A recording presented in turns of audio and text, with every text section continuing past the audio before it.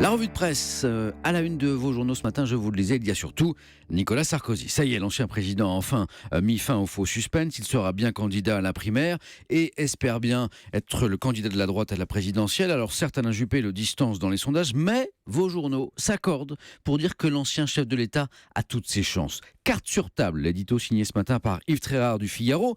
Yves Tréhard qu'on va retrouver dans un instant dans ce studio.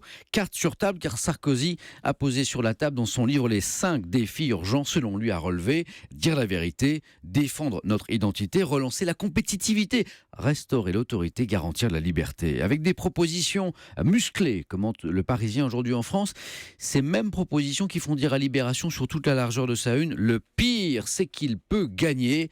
Pour Laurent Geoffrin, Nicolas Sarkozy va s'acharner à convaincre les électeurs que tout ira mieux en France quand on aura réduit l'immigration, obligé les musulmans à raser les murs, supprimer des pans entiers de notre protection sociale. Pour Geoffrin, l'enjeu de la présidentielle se précise, préserver ou non les acquis de la République sociale héritée d'une longue histoire, faire ou non des immigrés et de leurs enfants les boucs émissaires des difficultés françaises. Voilà pour Libé. Le quotidien Les Échos se penche plutôt sur l'aspect économique des annonces de Nicolas Sarkozy. Baisse massive des impôts pour les entreprises, pour les particuliers, la suppression de l'ISF notamment. Et les esprits chagrins se souviendront que cette suppression de l'ISF, l'ancien président l'avait déjà promis, mais qu'il ne l'avait jamais mise en œuvre. À propos de choses qui fâchent toujours, ce projet de plus en plus contesté qui est à la une du Parisien aujourd'hui en France Matin, la fermeture des voies sur berge à Paris, fermeture accrue, leur interdiction aux voitures pour les donner aux piétons, projet qui tient très à cœur à la maire Anne Hidalgo. Coup de théâtre, la commission d'enquête publique vient de rendre un avis négatif,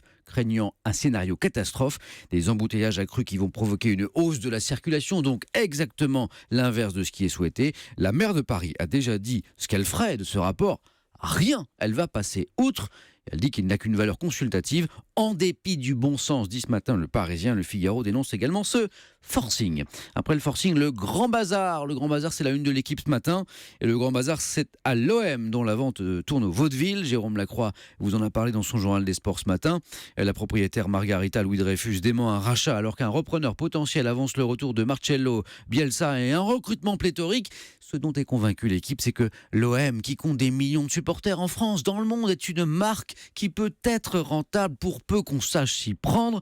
La vitrine est belle, mais aujourd'hui, conclut le quotidien sportif, il n'y a rien dedans.